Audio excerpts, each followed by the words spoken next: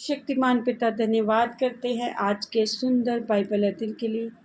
खुदावन हर एक को बड़ी बरकत दे, आशीष करे। पिता यीशु नाम से मांगती हूँ, आमीन। हम पढ़ेंगे नीति वचन 26 अध्याय। जैसा धूप काल में हिम का और कटनी के समय जल का पड़ना, वैसे ही मूर्ख की महिमा भी ठीक नहीं होती। जैसे गौरैया घूमते घूमते और सुपाबीनी उड़ते उड़ते नहीं बैठती, वैसे ही व्यर्थ श्राप नहीं पड़ता। घोड़े के लिए कोड़ा और गधे के लिए लगाम और मूर्खों की पीठ के लिए छड़ी है। मूर्ख को उसकी मूर्खता के अनुसार उत्तर ना देना, ऐसा ना हो कि तू भी उसके तुल्य ठहरे। मूर्ख को उसकी मूर्खता के अनुसार उत्तर देना, ऐसा ना हो कि वह अपने लेखे में बुद्धिमान ठहरे। जो मूर्ख के हाथ से संदेश भेजता है, वह मानो अपने पाँव पर कुल्हाड़ा मारता और विष पीता है। जैसे लंगड़े के पांव लड़खड़ाते हैं, वैसे ही मूर्खों के मुंह में नीति वचन होता है। जैसे पत्थरों के ढेर में मणियों की थैली, वैसे ही मूर्ख को महिमा देनी होती है। जैसे मतवाले के हाथ में कांटा गड़ता है, वैसे ही मूर्खों का कहा हुआ नीति वचन भी दुखदाई होता है।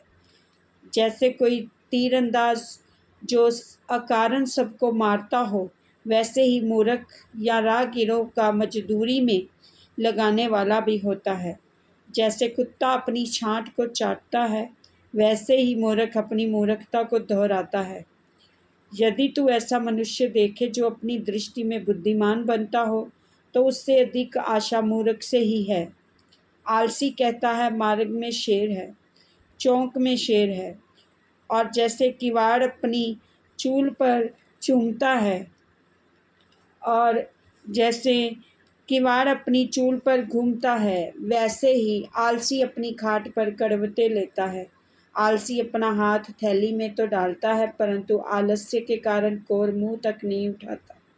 आलसी अपने को ठीक उत्तर देने 7 मनुष्यों से भी अधिक बुद्धिमान समझता है। जो मार्ग पर चलते हुए पराये झगड़े में विघन डालता है, वह उसके समान है जो कुत्ते को कानों से पकड़ता है। जैसा एक पागल जो जलती लकड़ियां और मृत्यु के तीर फेंकता है, वैसे ही वह भी होता है जो अपने पड़ोसी को धोखा देकर कहता है, मैं तो मजाक कर रहा था। जैसे लकड़ी न होने से आग बुझती है, उसी प्रकार जहाँ कानाफूसी करने वाला नहीं, वहाँ झगड़ा मिट जाता है। जैसा अंगारों में कोयला आग में लकड़ी होती है, वैसा ही झगड़ा बढ़ाने के लिए झगड़ालू होता है। कानाफूसी करने वाले के वचन स्वादिष्ट भोजन के समान भीतर उतर जाते हैं।